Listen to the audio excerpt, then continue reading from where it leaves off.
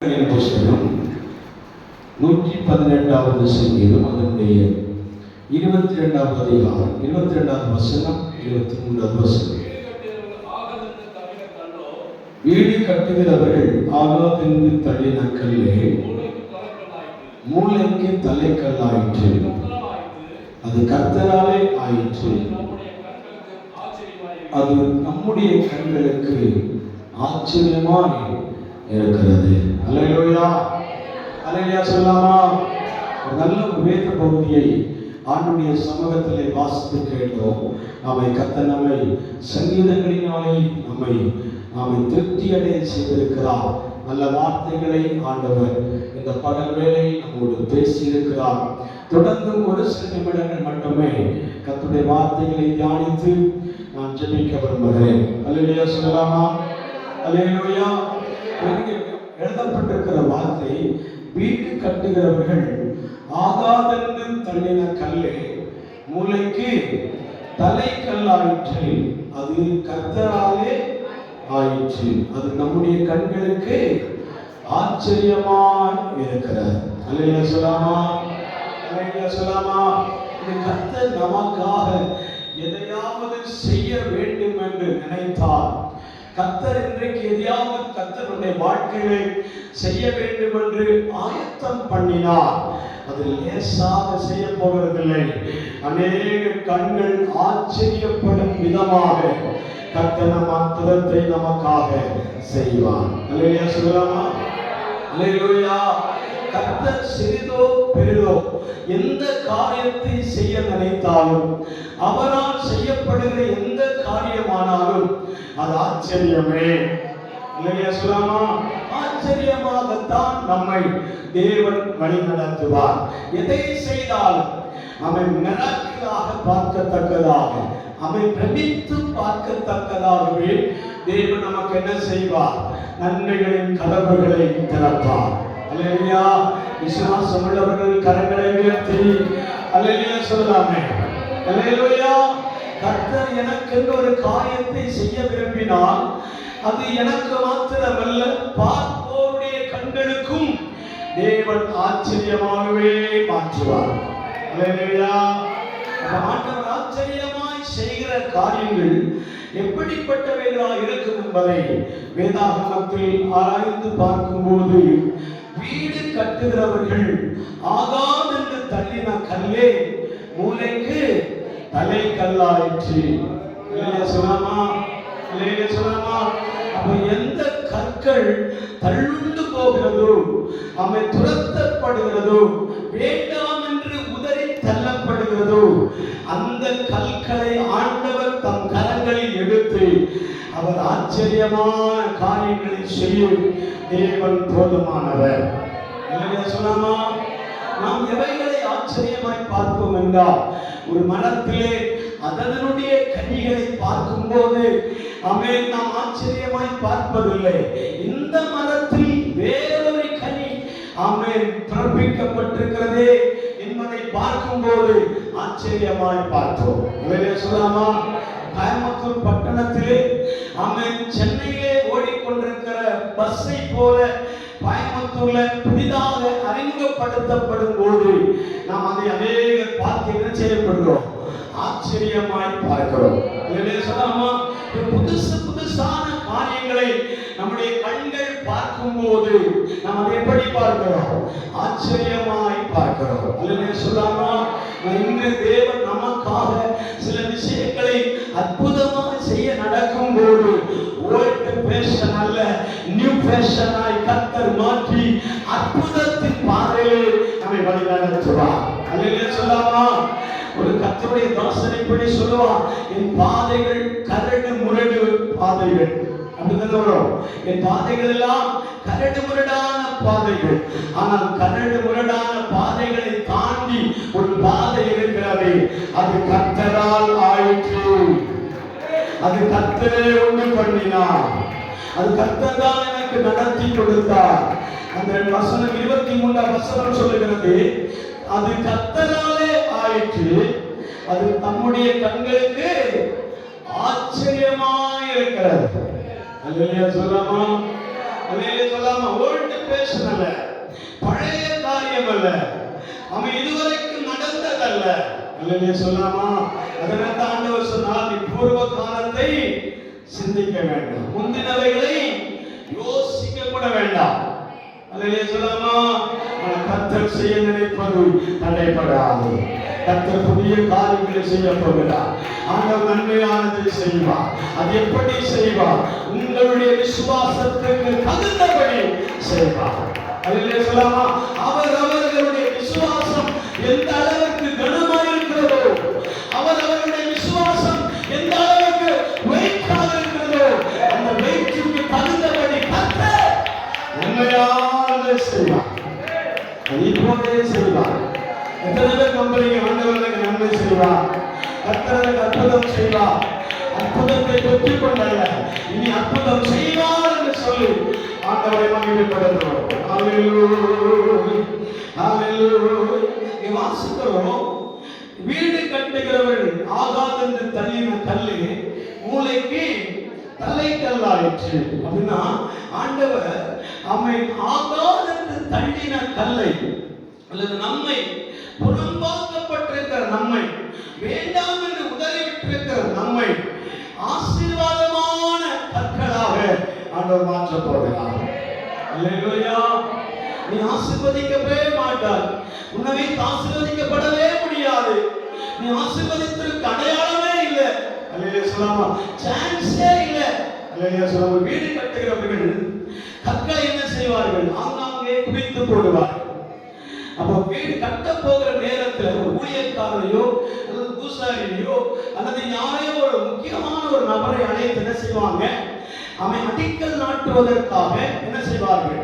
பிரயாசப்படுவார்கள். அடிக்கல் நாட்டுவதற்காக அவன் என்ன செய்யப்படும்? ஒரு கல்லை எடுப்பார்கள். அந்த கல்லை எடுத்து கழுவி துடைத்து ஒரு நல்ல ஒரு பெட்ஷீட், ஒரு நல்ல சீட்டை விரித்து அதற்கு மேல வைத்து நம்ம ஆவிக்குரிய தேவ பிள்ளைகள் அதுல ஒரு சிலுவையை வரைந்து என்ன செய்வார்கள்? அப்படியே பைபிளும் பக்கமாக வைத்து ஜெபிக்க ஆரம்பிப்போம். அல்லேலூயா சொல்லாமா? இந்த கல் அவன் அந்த இடத்திற்கு வருகிறதற்கு முன்பாக அவன் தள்ளப்பட்ட கல். அல்லேலூயா சொல்லாமா? வேண்டாம் என்று உதறிவிடப்பட்ட கல். அல்லேலூயா! அந்த நிருபத்தில் இந்த வசனத்தை வாசிக்கும் போது எழுதப்பட்டிருக்கிறது, மனிதரால் தள்ளப்பட்டதாயினும் விலையேறப்பெற்றதும் மகிமையான ஒரு கல்லை தேவன் சீயோனிலே மூலைக்கல்லாக வைத்திருக்கிறார். அதுதான் மிராக்கிள், அதுதான் அற்புதம். அல்லேலூயா சொல்லாமா? ஆண்டவர் நிருபத்தின் ஆசிரியர் மூலமாக எழுதுகிறார், மனிதரால் தள்ளப்பட்டதாயினும். அல்லேலூயா! மனிதர்களே சில விஷயங்களை தள்ளிவிடுவார்கள், உதறிவிடுவார்கள். அவன் இது வேண்டாம் என்று சொல்லுவார்கள். அல்லேலூயா சொல்லாமா? அல்லேலூயா! இது எனக்கு பிடிக்காது என்று சொல்லுவார்கள். அவன் புறக்கணிக்கப்பட்ட கல்களாக இருக்கும். ஆனால் எந்த கல் எடுக்கப்படுகிறதோ அந்த கல் தான் ஒரு காலத்தில் புறக்கணிக்கப்பட்ட கல்.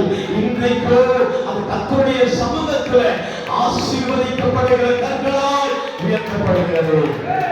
அல்லேலூயா! ஆசீர்வதிக்கப்படுகிற கற்களாக ஆண்டவர் அதை புண்ணியச்சனம் பண்ண போகிறார், பிரதிஷ்டை பண்ண போகிறார். அல்லேலூயா! குங்குமங்களாக என்ன செய்வாங்க? மஞ்சள் தண்ணியில ஊற்றி அதை குங்குமம் மேல வச்சு அல்லேலூயா அது ஒரு காய்ச்சல் நெத்தியில ஒட்டி அப்படின்னா கிழக்கத்துக்கு எப்படி வடக்கு காரியம் தெரியும் அப்படின்னு நினைக்கிறீங்களா? அல்லேலூயா சொல்லாமா? அல்லேலூயா சொல்லாமா? அவன் குங்குமத்தை அதன் மேல ஊத்தி, அவன் மஞ்சள் தண்ணி ஊத்தி அதுக்கு ஒரு சிவப்பு கயிறு கட்டி, அல்லேலூயா சொல்லாமா? நினைக்கிறீங்களா? அல்லேலூயா சொல்லாமா? அப்படி கர்த்தர் நம்மை அழகுபடுத்தாவிட்டாலும் எங்கேயோ மூலையில ஓரத்துல வெடி உண்டு போட்டு அந்த கற்கள் சிதைந்து போய் கிடந்த அந்த கற்களை எடுத்துக்கொண்டு ஒரு வீடு கட்டுவதற்கு பிரதான கல்லாக அது எப்படி வைக்கப்படுகிறதோ அந்த கல்லை போல உங்களையும் ஆண்டவருடைய தளத்தில் ஒப்பு கொடுத்தார்.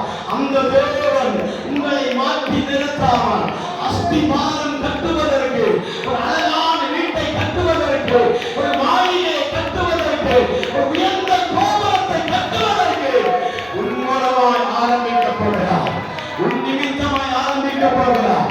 உன்னைத்தான் அதற்கு மூளைக்கு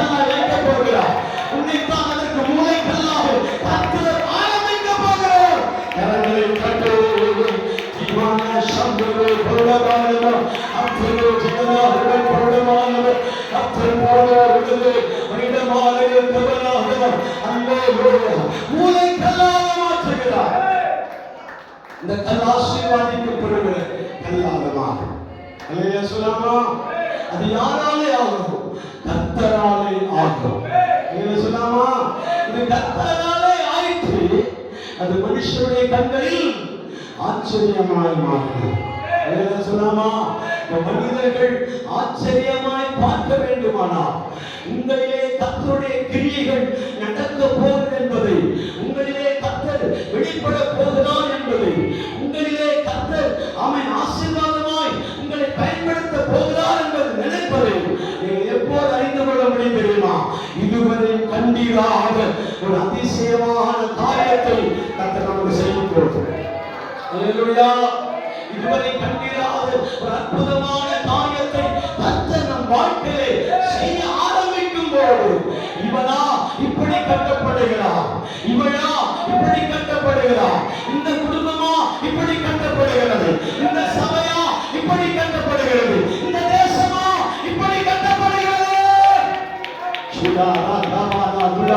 அத்தனை கரங்களை தட்டி ஒரு சில நிமிடம் தான் பேசப்படுகிறேன், ஒரு சில நிமிடங்கள் தான் நான் பேசப்படுகிறேன். கரங்களை தட்டியாராக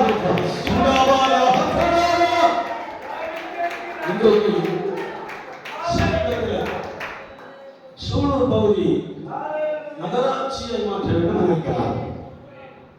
ஒரு காலத்தில் எப்படி இருந்தது? பஞ்சாயத்து கூட இருந்தது. அல்லேலூயா சொல்லலாமா? பஞ்சாயத்து கூடாக இருக்கும்போது அவ்வளவு வளர்ச்சி இல்லை. அப்புறம் பிற்பாடு பேரூராட்சியாய் மாறினாங்க.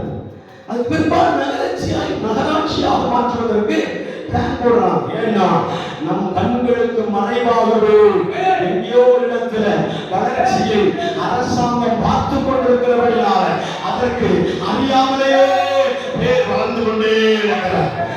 அவனுக்கு புரிகிறதுக்காக அந்த வார்த்தை சொல்றேன். அதற்கு தெரியாமலேயே வளர்ந்து கொண்டிருக்கிறது.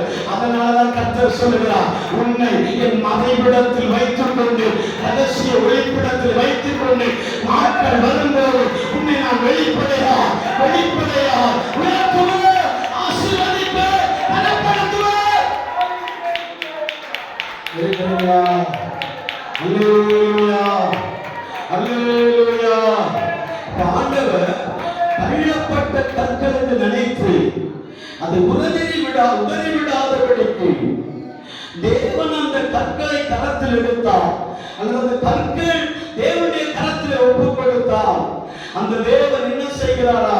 முதலாவது அதை ஆசீர்வாதமான கற்களாய் மாற்றுவார். மனிதனுடைய பார்வையிலே அந்த கற்களுக்கு விலை போகாது இருக்கும் போது கர்த்தருடைய பார்வையிலே ஒரு மாளிகையாய் கர்த்தர் பார்ப்பார். அல்லேலூயா. ஒரு வீடு, ஒரு காலி இடத்தை ஒரு இன்ஜினியருடைய கரத்தை கொடுத்து பாருங்க. அல்லேலூயா. ஒரு காலி இடத்தை ஒரு மேஸ்டருடைய கையில் ஒப்பு கொடுத்து பாருங்க. அவர் முதலாவது ஆரம்பிக்கிற ஒன்று, அந்த கற்களை எல்லாம் புரட்டி போட்டு ஒரு நல்ல கல்லை கரத்தில் எடுத்து, இந்த கற்கள் இது இந்த மாளிகை ரூமுக்கு, இந்த கட்டிடத்திற்கு உகந்ததா என்று பார்த்து வைத்து பிரதிஷ்டை பண்ணுவார். விசுவாசியாக சரி, அது உலகத்தாரா இருந்தாலும் சரி, அது நாஸ்திகமாக இருந்தாலும் சரி, அது மதமே இல்லை என்று சொல்லுகிறவா இருந்தாலும் சரி, யாரா இருந்தாலும் அந்த கல்லை எடுத்து கொண்டு அதை வைத்து சாமியே சொல்லி செய்வான், வைப்பார். அல்லேலூயா. அந்த இடத்தில் வைத்துதான் நம்மை பார்த்து ஆண்டவர் சொல்லுகிறார், உன்னையும் ஆண்டவர் பயன்படுத்துவார். அல்லேலூயா. இரண்டாவது காரியத்தை வாசிக்க போகிறோம். யோசுவாவின் புஸ்தகம் 4வது அதிகாரம் 5, 6, 7 வசனங்களை வாசிப்போம். யோசுவாவின் புஸ்தகம் 4வது அதிகாரம் 5, 6, 7 வசனம். அவர்களை நோக்கி யோர்தானின் மத்தியில் உங்கள் தேவனாகிய கர்த்தரின் பெட்டிக்கு முன்பாக கடந்து போய் உங்களுக்குள்ளே ஒரு அடையாளமாய் இருக்கும்படிக்கு இஸ்ரவேல் புத்திரருடைய கோத்திரங்களின் இலக்கத்திற்கு சரியாக உங்களில் ஒவ்வொருவனும் ஒவ்வொரு கல்லை தன் தோளின் மேல் எடுத்துக்கொண்டு போங்கள். நாளை இந்த கற்கள் ஏதென்று உங்கள் பிள்ளைகள் உங்களை கேட்கும்போது நீங்கள் கர்த்தருடைய உடன்படிக்கை பெட்டிக்கு முன்பாக கர்த்தருடைய உடன்படிக்கை பெட்டிக்கு முன்பாக அது வைக்கப்பட்டிருக்கிறது. யோர்தானை கடந்து போகிற போது யோர்தானின் தண்ணீர் பிரிந்து போயிற்று. ஆகையால் இந்த கற்கள் இஸ்ரவேல் புத்திரர்களுக்கு என்றென்றைக்கும் நினைப்பூட்டும் அடையாளமாய் வைக்கப்படும். அல்லேலூயா சொல்லலாமா? அல்லேலூயா சொல்லலாமா? தள்ளப்பட்ட கற்களின் முதலாவது விஷயம், ஆண்டவர் அவைகளை ஆசீர்வாதமான கற்களாய் மாற்றுகிறார். இரண்டாவதாக ஆமென் வரும் சந்ததிகளுக்கு, ஆமென் பிரபுக்களுக்கு, ஆமென் புத்திரர்களுக்கு என்ன செய்கிறாரா? அடையாளமாய் வைப்பதற்கு தேவன் கற்களை பயன்படுத்துகிறார். அல்லேலூயா சொல்லலாமா?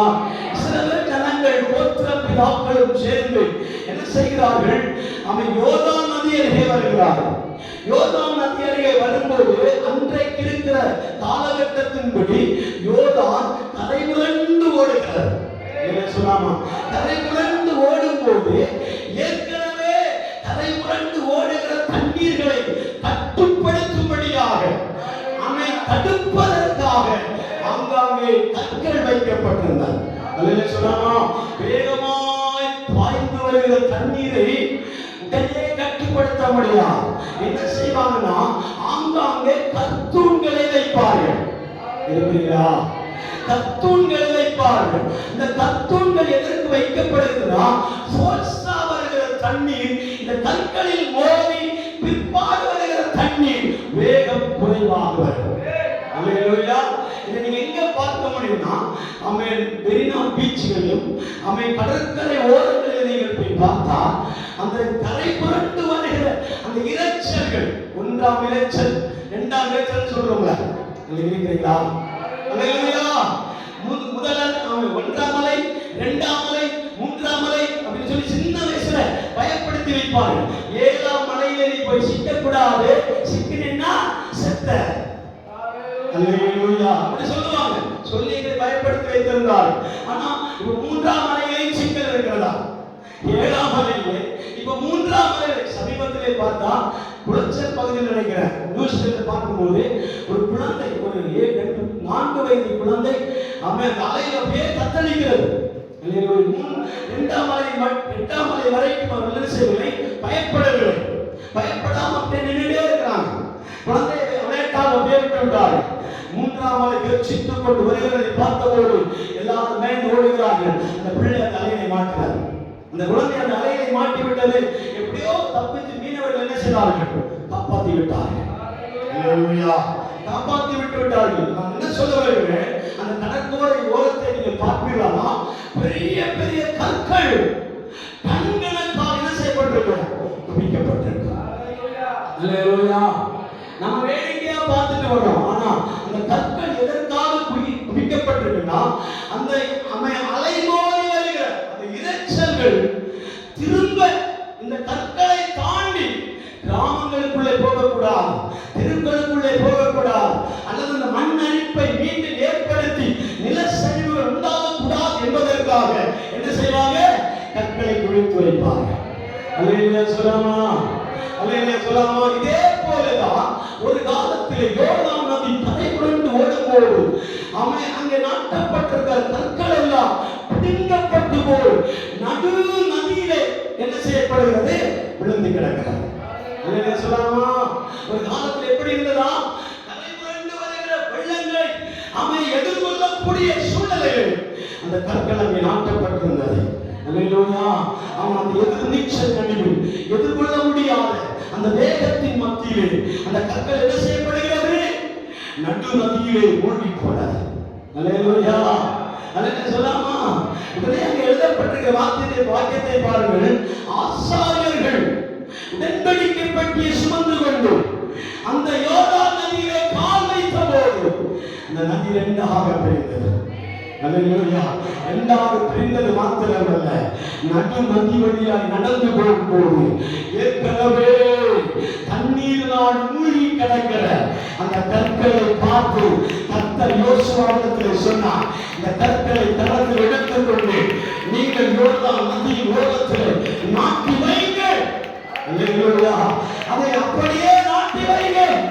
ஆமென். இந்த நதி வழியாக யார் புறப்பட்டு போய் இந்த ஆழத்திலே போய் நாட்டு வைக்க முடியும் என்று பிற்காலத்தில் வருகிற சந்ததிகள் அதை பார்க்கும்போது கேட்பாங்க. மதுரையே, கோயம்புத்தூர் பட்டணமே, நீ அநேக அடையாளங்களை சொல்லிக் கொண்டிருக்கிறார், அநேக அடையாளங்கள் உண்டு என்று சொல்லுகிறார். எல்லைகளில் இதோ ஒரு நதி பாய்ந்து வருகிறது. அதுதான் யோர்தான் நதி. அந்த நதியின் நதிகளே 12 கற்பனை தூங்குகிறார் இருக்கிறது. இன்றும் சரித்திரமாக இருக்கிறது. காரணம் என்ன? 18 பிதாக்கள், கோத்திர பிதாக்கள் உடன்படிக்கை பெட்டியை சுமந்து கொண்டு யோர்தான் மத்தியில் வரும்போது அவர்களுக்கு முன்பாக நதிக்கு வந்தது, பாதை திறந்தது. அதை இன்னும் சொல்லி துதிக்க முடியா. இந்தியாக எந்தெந்த மூலைகளிலும் அடையாளம் பெறுகிறார், அடையாளம் வைத்திருக்கிறார். அந்த சர்வ வல்லமையுள்ள நதி கடையிலே யோர்தான் நதியிலே இஸ்ரவேல் ஜனங்கள் நடந்து போகக்கூடிய பாதையை ஏற்படுத்திக் கொண்டு அது உங்களோடு முடிந்து போகக்கூடாது, வரும் தலைமுறைகளுக்கு அடையாளமாக காண்பிக்க வேண்டும். என்னோடு இது முடிந்து போகக்கூடாது, உங்களோடு இது முடிந்து போகக்கூடாது. நீங்க கண்ட அற்புதத்தை, நீங்க கண்ட சாட்சியை, நீங்க கண்ட வல்லமையை, நீங்க பார்த்த அற்புதத்தை இந்த பிள்ளைக்கு அடையாளமாய் காண்பிக்க வேண்டும். இந்த பிள்ளைகள் அதை பார்க்க வேண்டும். அப்பதான் அந்த பிள்ளைகள் திரும்பி பார்ப்பாங்க, அப்பா நடந்து வந்த பாதை என்னால் கடக்க முடியாது. ஆனால் அவர்கள் சுமந்து வந்த சங்கோரை, அவர்கள் சுமந்து வந்த உடன்படிக்கை பெற்றையும் என்னால் அவர்கள் சுமக்க முடியும். அவர்களால் சுமக்க முடியும். அதைத்தான் அவர்களுக்கு காண்பிக்கப்படுவார். அதைத்தான் நாம் அவர்களுக்கு காண்பிக்க வேண்டும். அல்லேலூயா சொல்லலாமா? இந்த சரித்திரம் இதோடு முடிந்து போகக்கூடாது. நம்முடைய ஆவிக்குரிய வாழ்க்கை இதோடு முடிந்து போகக்கூடாது. நம்முடைய தலைமுறையோடு முடிந்து போகக்கூடாது. எச்சரிக்கை பண்ணி ஆண்டவர் சொல்லுகிறார், தள்ளப்பட்ட கல்லா இருந்தாலும் அதை கர்த்தர் ஆசீர்வாதமான கற்களாய் மாற்றுவார். நீங்கள் ஒரு அடையாளமே இல்லாமல் நடு கடலிலே புதையுண்டு போயிருந்தாலும் கர்த்தர் அதை அடையாளப்படுத்துவார். கர்த்தர் அடையாள சின்னமாய் மாற்றுவார். அல்லேலூயா சொல்லாமா? முடிக்க போகிறேன். மூன்றாவது காரியத்தை கூட சொல்லி நான் முடிக்கிறேன். வாசிங்க 1 சாமுவேல் புஸ்தகம் 17ஆம் அதிகாரம் 40வது வசனம். 1 சாமுவேல் 17ஆம் அதிகாரம் 40வது வசனம். இந்த கற்களை தன் தடியை கையிலே பிடித்துக் கொண்டு ஆற்றில் இருக்கிற 5 கூழாங்கற்களை எடுத்து தன் மேய்ப்பனுக்குரிய அடைப்பையிலே போட்டு தன் கவனை தன் கையிலே பிடித்துக் கொண்டு அவன் பெலிஸ்தியன் அண்டைக்கு போனான். பெலிஸ்தியனும் தன் தாவீதின் அண்டை கிட்டி வந்து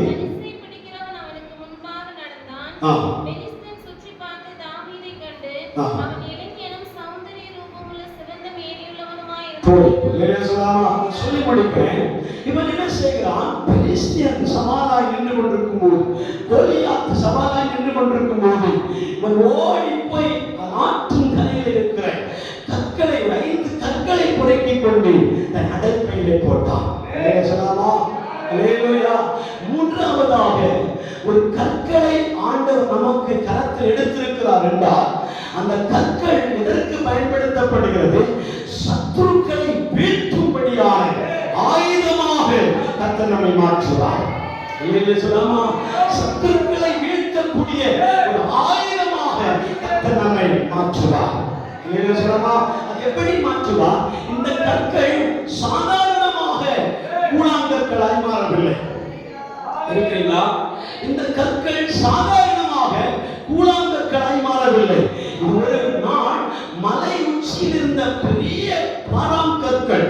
அல்லேலூயா.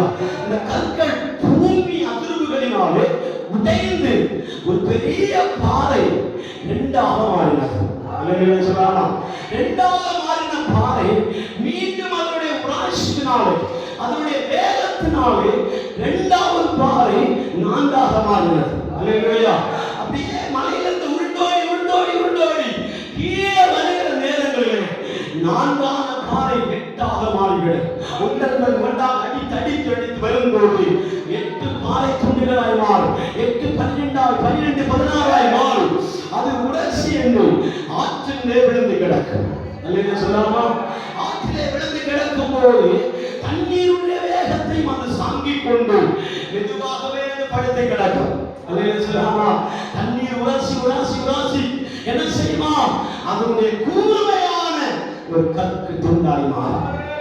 அல்லேலூயா சொல்லாமா. ஒரு கூர்மையான கற்துண்டாய் மாறும்போது உடனே அதை எடுத்து பயன்படுத்த மாட்டார். அந்த கற்களை எடுத்து மேற்பருடைய அடைப்பையிலே போட்டு வைப்பார். அல்லேலூயா சொல்லாமா. உங்களை என்னையும் ஆண்டவர் இதுவரை எடுத்து பயன்படுத்தவில்லையே, சத்துருக்களை வீழ்த்துவதற்கான ஆயுதமாய் பயன்படுத்தவில்லையே என்று யோசனை பண்ணி கொண்டிருக்கும் போது ஒரு காரியம் வெளிப்பட்டது. என்ன தெரியுமா? இதுவரையும் கோலியாத் உங்கள் முன்பதால் வெளிப்படவில்லை. அல்லேலூயா சொல்லாமா. கோலியாத்தை மேற்கொள்ளக்கூடிய ஆயுதமாக கர்த்தர் உங்களை மறைத்து ஒரு மேய்ப்பனுடைய கீழாக மேய்ப்பனுடைய அடைப்பையிலே, நான் சுருக்கமாக சொல்ல போனால் ஒரு சபைக்குள்ளே, அல்லேலூயா, ஒரு சபைக்குள்ளே உங்களை பத்திரமா பாதுகாக்கிறார்.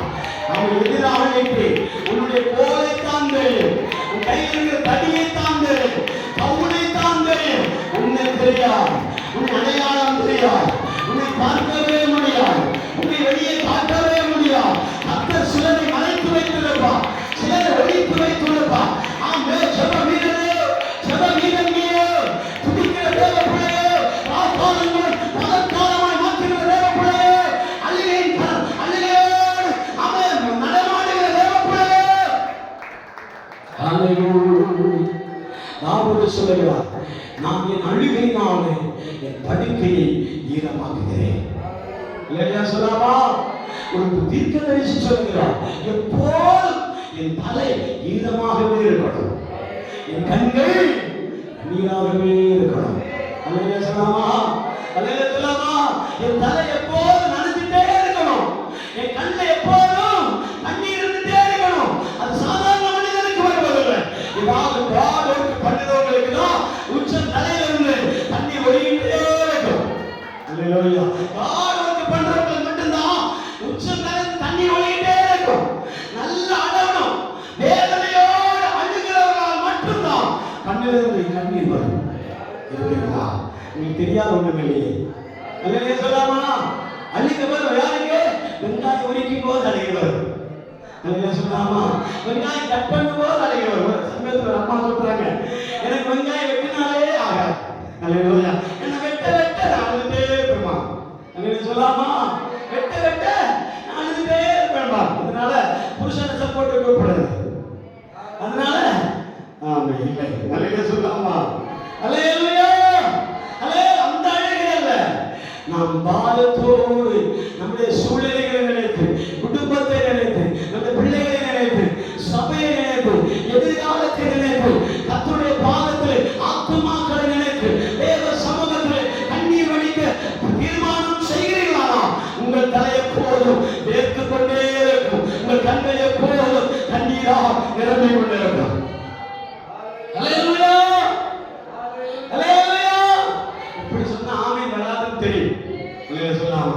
இப்படி சொன்னா அல்லேலூயா வராதுன்னு எனக்கு நல்லாவே தெரியும். அதனால ஆண்டவருடைய சமயத்திற்காக ஓடி கொண்டிருக்கிறேன். அல்லேலூயா சொல்லாமா. அல்லேலூயா சொல்லாமா. அல்லேலூயா. அப்ப தேவன் கூர்மையாக்கி கொண்டே இருக்கிறார் என்றால் சத்ருவை ஒரு நாள் உன் நிமித்தம் எதிர்க்க போகிறார் என்று அர்த்தம். அல்லேலூயா. உன் நிமித்தமா சத்ருவை இனம் கண்டறிந்து நீயே அவரை வீழ்த்தத்தக்கதாக தாவீதின் மூலமாக கர்த்தர் உன்னை பயன்படுத்துவார். ஆசாரிய தாவீதின் மூலமாக ஆசாரியர்கள் உன்னை அடற்பையிலே நீ அங்கே படுத்து தூங்கும்படியாக அல்ல. சமயம் வரும், சமயம் வரும், நேரம் வரும். சத்துருவே, உன் கை என் கரத்திலே கொடுக்கப்படும், உன் தலை என் கரத்திலே கொடுக்கப்படும். நீ எல்லாத்தையும் மூடி மறைந்திருக்கலாம், நயவஞ்சகமாக இருக்கலாம், ஒளிந்து செயல்படலாம், மறைந்து செயல்படலாம். ஆனா உன் நெற்றி என் கையிலே, உன் நெற்றி என் கையிலே. நீ வீசுகிற புறப்பட்டு போகிற அனைத்து வார்த்தைகள் சத்துருடைய நெற்றியை விளக்கத்தக்கதால் ஆயுதமாக கர்த்தரை மாற்றுவார் என்று நான் நம்புகிறேன். நீங்கள் என்னோடு சேர்ந்து ஆண்டவரை துதிங்க, நம்புங்க. கர்த்தர் நம்மை ஆசீர்வதிப்பார். கரங்களை தட்டி ஆராதிப்போம், கரங்களை தட்டி ஆராதிப்போம். கர்த்தர் உங்கள் ஆயுதமாக, முழுமையான ஆயுதமாக கர்த்தர் நம்மை மாற்றுவார். ஹல்லேலூயா. ஒரு அடையாள சின்னமாக கர்த்தர் நம்மை மாற்றுவார். எத்தனையோ தகப்பன்மார்கள், எத்தனையோ ஆவிக்குரிய தேவ பிள்ளைகள் அடையாளத்தை வைத்துட்டு போகவே முடியவில்லை. அல்லேலூயா. பிற்கால சந்ததிகளுக்கு அடையாளத்தை வைத்துட்டு போகவே முடியவில்லை. அவர் பகுதியிலே அழிந்து போகிறார், பகுதியிலே அழிந்து போகிறார்கள். ஆனால் நீங்கள் நானும் அப்படி அல்ல. உலகமே நம்மை வெறுத்தால், உலகமே நம்மை தள்ளிவிட்டால், உலகமே நம்மை புறக்கணித்தால், கிறிஸ்து என் பலனும் ஜீவனும் பலனுமானவர். நான் யாருக்கு பயப்படுவேன்? கர்த்தரின் பலனும் துரிதமானவர். யாருக்கு அஞ்சுவேன்? கிறிஸ்து என் பலன். கரங்களை தட்டி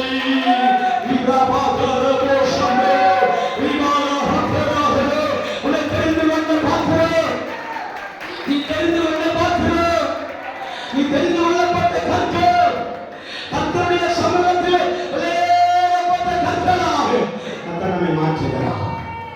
நீ விலையேறப்பட்ட கற்கள், தேவனுடைய சமூகத்திலே நீ விலையேறப்பட்ட கற்கள். சமுதாயத்துக்கு முன்பதாக, மனிதர்களுக்கு முன்பாக, குடும்பத்துக்கு முன்பாக, பிள்ளைகளுக்கு முன்பாக ஒருவேளை விலை போகாமல் இருக்கலாம், விலை போகாமல் இருக்கலாம். ஆனால் கர்த்தருடைய பாதத்தில் ஒப்புக் கொடுக்கும் போது, கர்த்தருடைய சமூகத்தில் உன்னை அர்ப்பணிக்கும் போது உன்னை அவனுக்கு ஆச்சரியம் உள்ள கற்களாய் மாற்றுவார். இரண்டாவது அவை ஆசீர்வாதம் உள்ள கற்களாய் மாற்றுவார். மூன்றாவது அவை அடையாளம் உள்ள கற்களாய் மாற்றுவார். அவை நான்காவது சத்துருக்களை அவை வீழ்த்தக்கூடிய ஆயுதமாய் கர்த்தர் நம்மை மாற்றுவார். மனதான கண்கள் என்னை கண்டதாலே முடிந்ததென்று நினைத்த நான் உயிர் வாழ்கின்றேன்.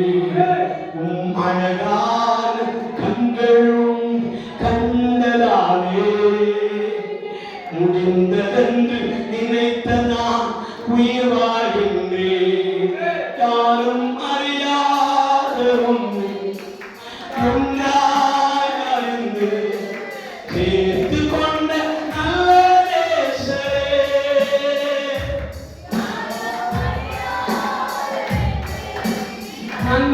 நன்றாயறிந்து சேர்த்து கொண்ட நல்ல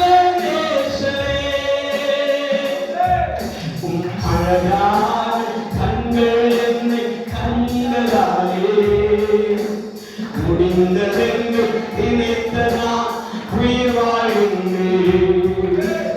அழகான கண்கள் என்னை கண்டதாலே முடிந்ததென்று நினைத்த நான் உயிர் வாழ்கின்றேன். தூக்கி எறியப்பட்ட என்னை வேண்டுமென்று சொல்லி சேர்த்து கொண்ட நல்ல நேசரே.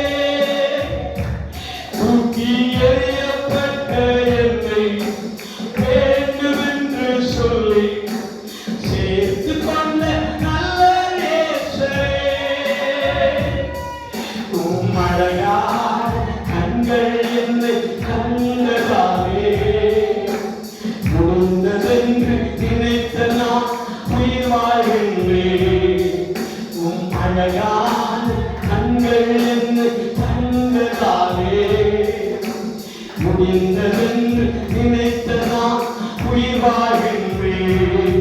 ஒன்றும் இல்லாத என்னை உம் காருண்யத்தால் உயர்த்தி வைத்த நல்ல நேசரே. ஒன்றும் இல்லாத